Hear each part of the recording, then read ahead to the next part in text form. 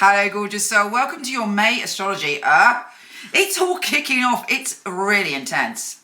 Now, I'm going to begin with something that means you're going to have to do a little bit of homework. We have a major karmic shift as the nodes are shifting signs. So we have the North Node going into Gemini and the South Node going into Sagittarius. And you're like, what's the nodes, Michelle? Go onto my website, get your free natal chart, which has a description, work out where your nodes are.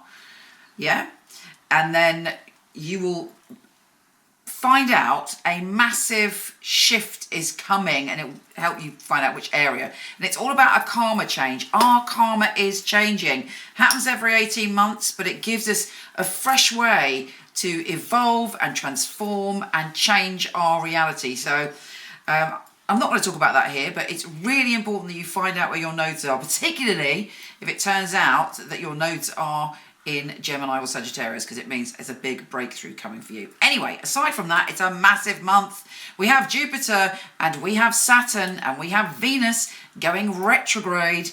It's full on. There's such learning and fingers crossed, the opportunity for empowerment. Here's your monthly astrology.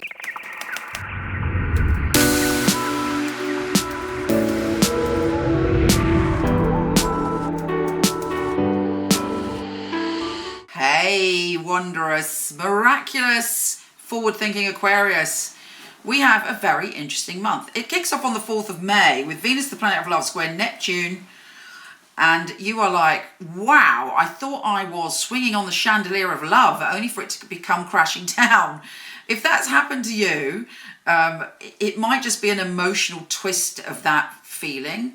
But basically, Venus and Neptune are saying to you, how secure are you being when you think about love? What are your expectations? Is your expectation always to be swinging on the chandelier? Because that's not necessarily reality. There are other fabulous experiences we have in the mundane and in the boring when we're in a healthy and positive relationship.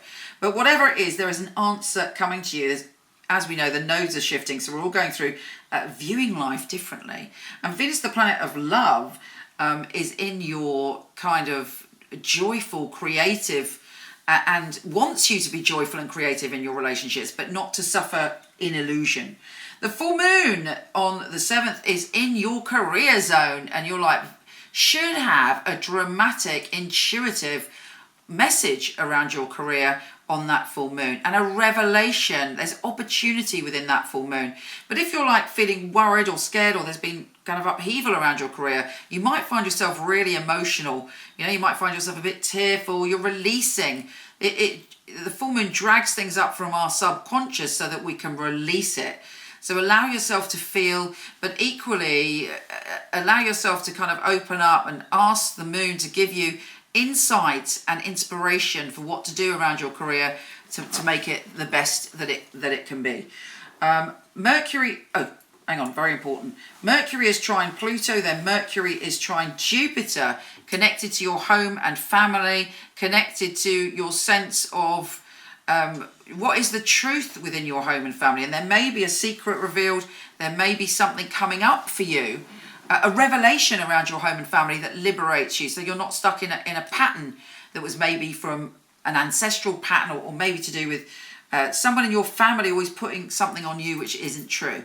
So you're being liberated. But it is a positive thing. It might just be someone in your family revealing a secret that's fabulous. But whatever it is, it's important. Mercury is shifting signs and going into your creativity zone. Very flirtatious, you're very open. Other people, you make people laugh. People are making you laugh. It's a very jolly time. You're kind of, feeling good about communicating. And if you're at all creative, it's flooding out of you, because Mercury is the planet of communication. Saturn in your sign is going retrograde already. Hasn't even been there 5 minutes. You're like, whoa, what's going on? There's a shift of energy. And you're looking at the past. It's not just about being responsible now and into the future, which is something, to be honest with you, that you need to do, because Saturn is like, right, it's time to get responsible. But you're looking to the past. When were you rewarded in your past when you were responsible?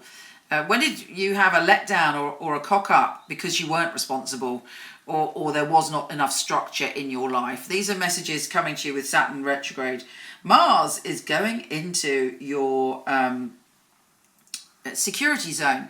So you're digging foundations and you have the guts and you have the power to build up security for yourself and hopefully build up your skills to draw in abundance to you. So you're working very hard on that. Jupiter is going retrograde. There may be some spiritual revelations from the past coming back in, or people that you felt you had a karmic connection with. You know, there's people we meet and we feel like we've known forever. That's coming back in. The sun is going, this is good news, the sun is going into your optimistic zone, and then we have this new moon, right? Which is saying to you, it's time to commit to your happiness, and there will be a lot of changes around this new moon, because not only is the new moon in your joy zone, you also have sun, moon, Mercury, Vesta, North Node, all with that vibe. It is full on. There's a great revelation about what makes you happy. You're letting go of what or who doesn't make you happy. You're opening your heart to committing to joy. And something extraordinary I think is going to happen by the end of the month. Fingers crossed. Then finally, it's also about your future happiness, where you've come from, where you're going. There's a different kind of important happiness coming your way. And then finally on the 28th, we have Mercury in the North Node connecting in that amazing place. So there's some sort of deeper, meaningful message from the cosmos coming to you. And then Mercury shifting, and it's making you go, right, let's get serious about life. Take care, gorgeous, and I'll speak to you soon.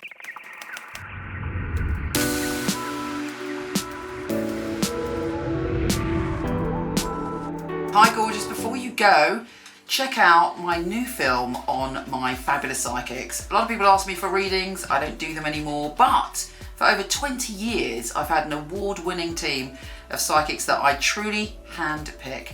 So check out the film, and let me know what you think. The purpose of a reading, I feel, is very much to inspire people and to empower people. It's about hope. It's about guidance.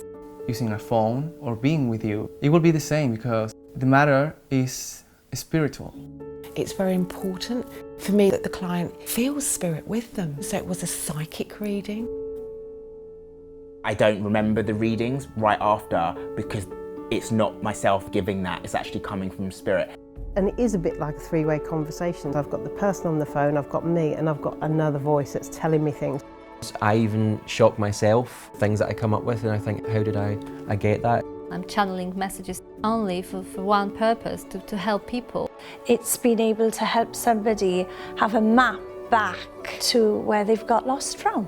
My priority is to connect to your truth and have the best life that you can have. I think in my readings people feel a sense of a safe space where they can really be themselves, let go. You need a feeling of being understood, because reading should be empowering. I will make sure when the reading is finished that you're happy with everything.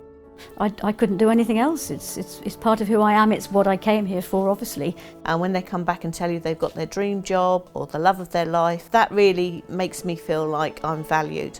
I love to hear a sigh of relief. A lot of weight has been lifted off their shoulders. We have the answers that we are looking for within ourselves. I know I have the tools to help you. Everything begins and ends with you.